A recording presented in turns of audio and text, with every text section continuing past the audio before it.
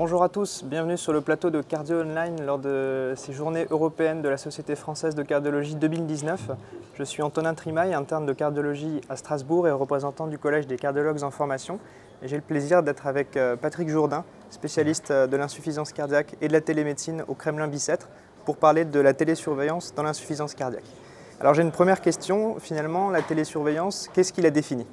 Alors la télésurveillance est définie par un décret, en France c'est très spécifique, c'est en fait le suivi de données de santé recueillies soit par le patient, soit par un système automatique dans le lieu de vie du patient.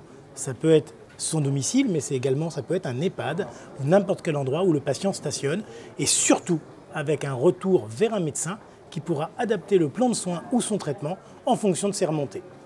Et à quoi ça sert alors en pratique quotidienne ? Alors je crois que ça c'est vraiment la bonne question. En fait, en pratique, on sait qu'il y a eu de très nombreuses études sur la télémédecine.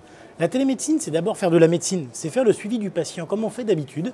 Simplement, au lieu d'être aveugle sur 363 jours dans l'année, eh bien, ça nous permet d'avoir un suivi du patient au quotidien. Alors, clairement, la question, c'est à quoi ça sert ? Le premier élément, c'est que ça permet d'avoir l'accès aux soins, c'est-à-dire que le patient puisse avoir un suivi même quand on ne le voit pas, et donc de pouvoir réagir plus tôt en adaptant son traitement. Le deuxième élément que ça permet en fait également au cardiologue de peut-être adapter ces éléments, de voir plus vite certains patients, plus tardivement d'autres patients. Ce que ça a démontré, c'est que dans certains éléments, soit des éléments implantés comme le CardioMEMS, soit d'autres éléments comme dans différentes études comme TIBET-CHEF2, il y a une réduction des durées de séjour passées à l'hôpital, il y a une réduction dans certains cas des hospitalisations avec des résultats hétérogènes, parce que les solutions sont hétérogènes, parce que les patients sont hétérogènes. Mais la question vraiment de se dire est-ce que ça sert ou est-ce que ça ne sert pas, quand commencer, quand ne pas commencer, on a la chance en France, à travers justement tous ces éléments de réglementation, de pouvoir commencer chacun d'entre nous, dans le cabinet médical, dans l'hôpital, une solution de télésurveillance du patient pour justement arriver à mieux suivre nos patients. On ne rappellera jamais assez, 30% des hospitalisations seraient évitables par une bonne prise en charge. Et alors en pratique, moi en tant que cardiologue, comment je fais pour inclure un patient dans la télésurveillance ? Eh bien, il faut suivre justement tout ce qui va être cadre réglementaire. Le premier élément, c'est vous téléchargez, vous allez sur Google et vous faites Ministère de la Santé, télémédecine. Et là, vous allez tomber sur un dispositif qu'on appelle ETAP, avec un S. Et là, vous avez tous les documents à télécharger. C'est très simple. Vous voulez faire de la télésurveillance de votre patient insuffisant cardiaque, il y a quelques critères d'inclusion.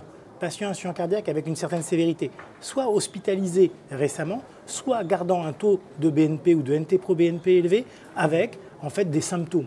Une fois que vous avez ça et que votre patient n'a pas de contre-indication, patient qui n'est pas compliant bien sûr, patient qui n'est pas de lieu de vie habituel, patient qui a une espérance de vie trop limitée, vous allez sur ce site et vous regardez la liste des industriels qui ont une solution homologuée. Ça, c'est le ministère qui s'en occupe.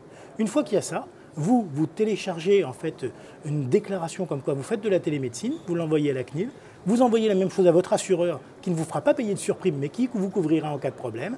Et puis la troisième chose, c'est que vous faites une prescription médicale et dans cette prescription médicale, vous prescrirez la solution technique bien sûr de surveillance mais également la solution pour faire l'accompagnement thérapeutique du patient, c'est-à-dire comment former le patient, comment le stimuler à faire sa surveillance et ça c'est quelque chose de très nouveau et de très important. On ne rappellera jamais assez que dans les premières études de télémédecine, 30% des patients n'enlevaient même pas la cellophane autour du paquet qui leur était remis. Et donc ça, c'est des éléments importants. Et puis après, il faut vous connecter régulièrement. C'est le seul élément, comme de la médecine normale. Vous surveillez les résultats de biologie de votre patient, vous surveillez ses résultats de télémédecine. Et donc, c'est très simple. Enfin, le seul papier qui reste véritablement un peu compliqué, qui nécessite de votre part 3 cases à cocher et 2 signatures, c'est le papier que vous envoyez en fait, à la CNAM, à l'ARS, pour dire que vous faites de la télémédecine et qui vous permettra ensuite d'être rémunéré. Parce que cette télémédecine, ce qui est intéressant, c'est qu'en France, même dans ce plan expérimental, elle est rémunérée. Elle est payée 220 € pour le cardiologue par an, plus 120 € si celui-ci fait l'accompagnement thérapeutique, ou 120 € payés à une infirmière qu'il souhaite, ou une quelconque personne qui fera son accompagnement thérapeutique sur sa prescription. D'accord, et une dernière question, le futur de la télémédecine, c'est quoi ? Le futur de la télémédecine, c'est plusieurs éléments. Le premier, c'est surtout essayer d'avoir des systèmes qui s'améliorent pour qu'on ait le moins d'alertes inutiles possible.